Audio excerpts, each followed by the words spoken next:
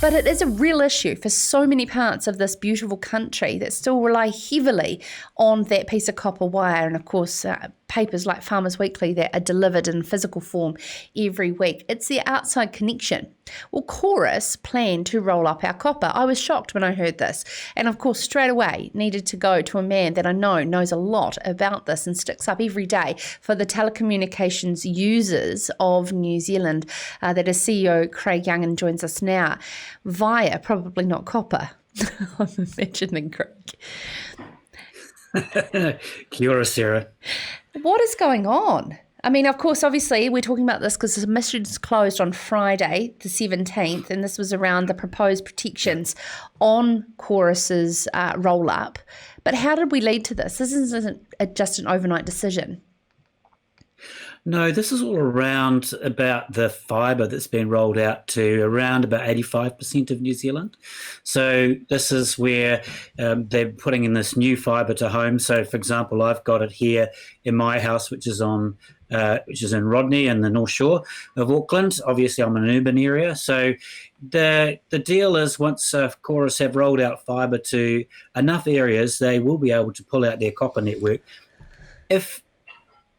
Which is, understandable in that they don't want to be running two networks at the same time.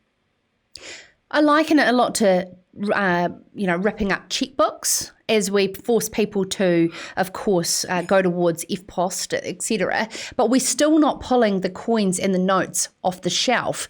And there is so many people that would love fibre.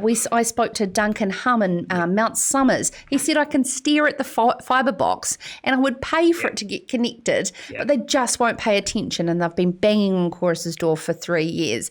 And then we've got people that are on copper because they're hidden behind a hill that they can't get satellite. I mean, some of these things are completely impractical.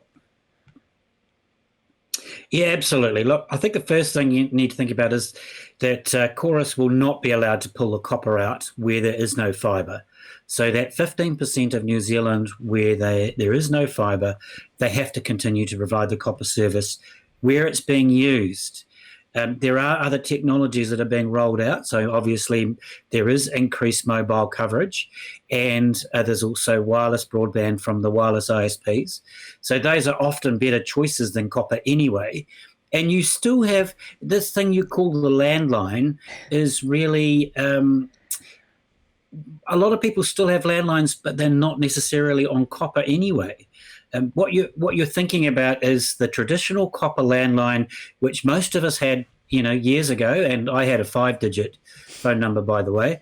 And the beauty of your good old copper landline is that if the power goes off in your house, that service keeps working because it's copper and it can carry an electrical charge.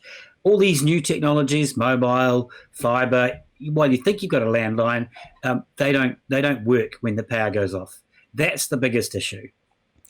I'm looking at the saveourlandlines.nz website, and of course submissions closed on Friday, and of course they'll be wanting to understand the importance of copper-based landline phone.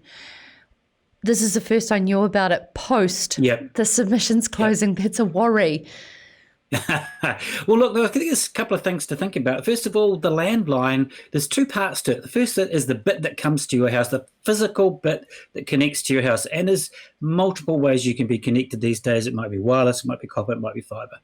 The second part, which was an announcement by Spark last week, is the actual technology that gives you the ability to talk over that piece of copper is also past date and has to be taken out. They cannot repair it anymore. They cannot find spares, and this has been coming for quite a while as well. So you've got this double whammy happening at the same time.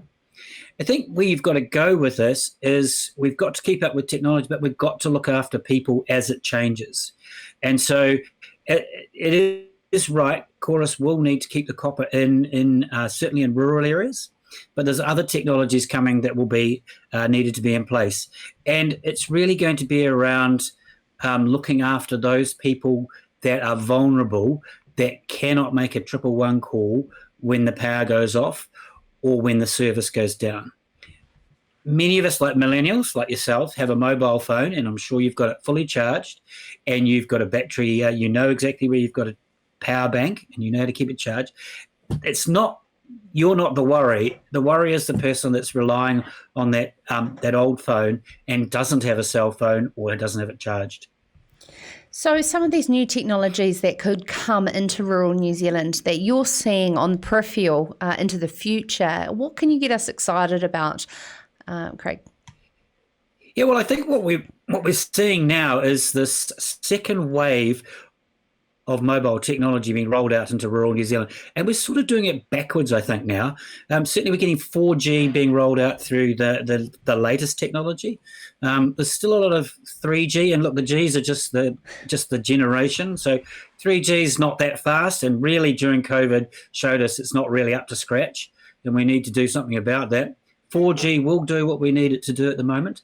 And then we've got 5G coming. And there's all sorts of stories around about 5G. But one of the good things that 5G, I think, will do is will help in rural New Zealand where we can get faster speeds over mobile. And then with the wireless ISPs as well, they're constantly upgrading their networks as well. So we will see more and more of this wireless technology.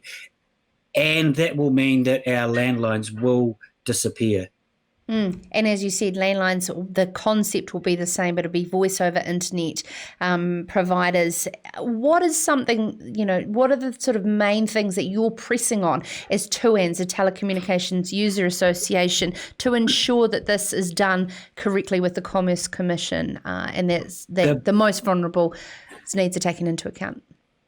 Oh, the biggest thing is going to be twofold, I think. The first thing is making sure that the providers such as Chorus can't take a service away when there's nothing to replace it. There has to be an equivalent service at the same price, providing the same service and the same service levels. And the copper withdrawal code is a piece of work that we're obviously feeding into to make sure that's the way. This is all part of the changes made to the Telecommunications Act in 2018. And we ensured that there was a piece in there that said you can't take away the service until there's something to replace it at the same time.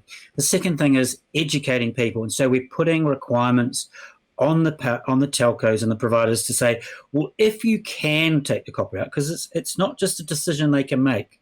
The Commission makes a decision as to whether they can take the copper out in the first place. But if you can, then you must give people enough notice. People need at least 6 months to hear about it, work it out, and work out what the solutions are. And we know, whether you call them vulnerable or people who just are not savvy around what the capabilities are, that we need to work with them and help them understand and work through the issues. Now, look, one of the biggest issues, and rural people know this, when the power goes off, that's really important that you can still do things like make phone calls. And so we're going to have to educate people around your DECT phone. You talked about the wireless landline, the one you walk around with. Well, they don't work when the power goes off. So, we've already got those issues. But we need to educate people, keep your cell phone charged, keep one on charge somewhere, have your phone system plugged into your generator. Those sorts of things are going to be important. Go on the old set phone as well. I remember Mum saying you can't go on the wireless landline when that was lightning. Was that correct? You get buzzed. No? Oh, no, the actual wire one. The wire one. That's right. Oh, yes. Yeah, well, it was a piece of copper and it's hanging from, yes. And in rural New Zealand, it's mainly hanging from poles. So It's going to be a wireless, it's going to be a lightning conductor, right? So snap. It's like television. I don't know whether your parents used to say you've got to unplug the TV from the wall when the lightning's going. I mean, most houses are earthed properly now, so you don't have to worry about it. That's true. But yeah, Craig, there's a lot of those stories around. While I've got you here, a lot of organisations are putting forward their election manifestos. What is yours and what do you want to see from our political parties going into this election with rural connectivity in particular? So we've got an event on the 3rd of September where we're actually getting together and we're going to get rural people with the providers to try and come up with, what are the gaps that are left? And I think there are two things that I'm seeing and that what we're pushing, certainly when we're talking politics. But first of all, the people that can't get anything.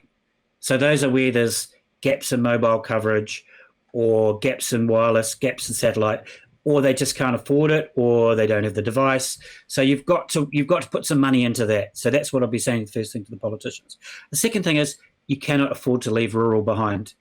So we've got this amazing fibre network in urban New Zealand, and we've got this patchwork in rural.